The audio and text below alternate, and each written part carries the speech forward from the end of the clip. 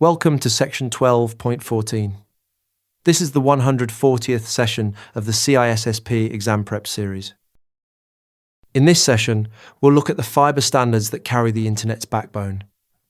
What are the two big fiber optic standards? How do they organize speed into levels? And where do they actually get used? Why does this matter beyond the exam? Because the high-speed fiber underneath the carrier's network is what your dedicated links and cloud connections ultimately ride on. Picture a bank stitching together data centers in several cities with a fast, reliable optical backbone. The standard beneath it sets the speed tiers you can lease and the resilience you can count on. Knowing the vocabulary lets you read a carrier's offering and match it to your needs. What are the two big fiber optic standards? There are two closely related high-speed optical standards that do essentially the same job in different regions. One was defined by an international telecommunications body, the other by a North American standards body. Both are mainly physical layer standards, meaning they define the underlying infrastructure and the line speed requirements rather than higher-level behavior. They rely on synchronous time division multiplexing, which lets many streams share the fiber for high-speed two-way communication with very little management overhead. Think of them as two dialects of the same optical language, so alike that engineers often use them interchangeably or together on international routes.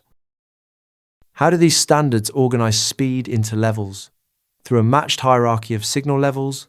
Each standard has its own naming for the tiers, one using a transport signal or optical carrier label, the other using a transport module label, but the two line up rung for rung. They share a common foundational speed near 51 megabits per second, and each higher tier multiplies that base into progressively faster levels, climbing well into the tens of gigabits.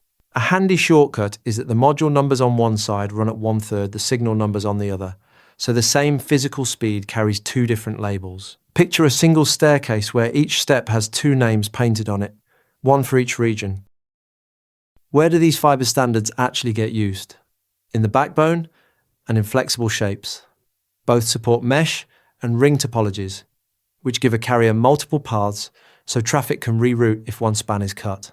These optical systems are typically deployed as the backbone of a telecommunications provider's network, and the provider then subscribes out fractions of that huge capacity to individual customers. So when you lease a slice of bandwidth, you are renting a portion of one of these optical backbones. Think of it as a massive water main from which each building draws its own metered supply. So let's bring it together.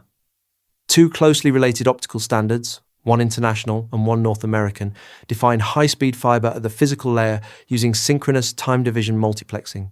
They organize speed into a matched hierarchy, sharing a common base rate, with each region labeling the same tiers differently.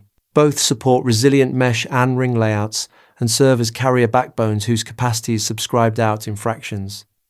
Learn the vocabulary, and a carrier's fiber offering stops being a mystery.